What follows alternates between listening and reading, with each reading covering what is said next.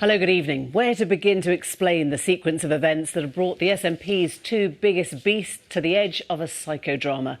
Those in Camp Sturgeon will say it began with the complaints of 9 women who testified they'd been sexually assaulted by the then leader, Alex Salmond.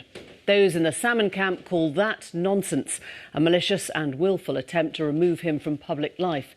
He was cleared of all charges after a trial last year, and now he believes the case was a deliberate attempt to smear him. There's been a police investigation, a trial, a judicial review, a government probe, and now committee hearings.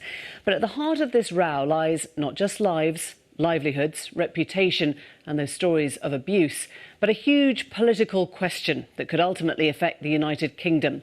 How will the breakup of one political friendship impact the other breakup they've both spent their lives trying to bring about? Alan Little has our special report. Alan Little reporting there for us. And for legal reasons, as you can probably understand, we're not going to be looking at the trial itself, still ongoing, but we'll be talking about its fallout and the political ramifications. Joining me now is Fraser Nelson, editor of The Spooning. England's school children will be back to school on March the 8th. The shouts of their parents, perhaps even the kids themselves, can be heard from space. But there's a huge cohort of our young whose future was almost absent from yesterday's roadmap. We heard so little about the universities. Some students paying £9,000 a year. For what? Lewis Goodall looks at the forgotten generation whose student life has been shattered or stuck at home. You want to step in. You're not expecting the university to refund fees. Your beef is with the government and where that needs to come from. Is that right?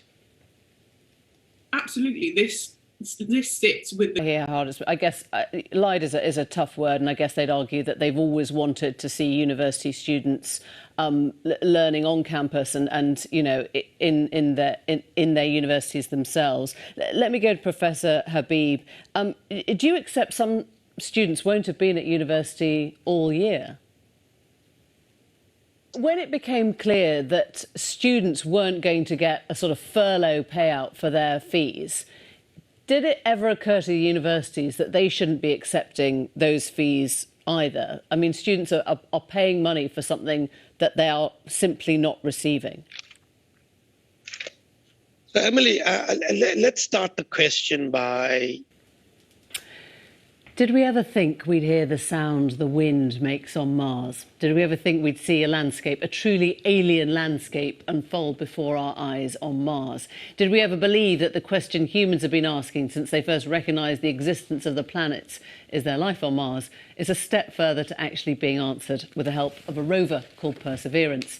Deep breath. These things are incredible to behold at the best of times, but when we've all been stuck looking at our own four walls for so long, they seem nothing short of miraculous. We're lucky enough to be joined tonight by a scientist whose job is deciding what to get Perseverance to do. And your job, Professor, is to try and work out, have I got this right, what Mars looked like a billion years ago.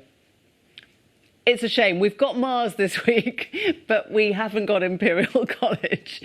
We'll try and get him back because I think that will be a fascinating area to look at. This is looking, of course, at those first pictures. Perhaps you can we can show you some of the first pictures of those probes from rover Perseverance on Mars. We will try and get Professor Sanjeev Gupta back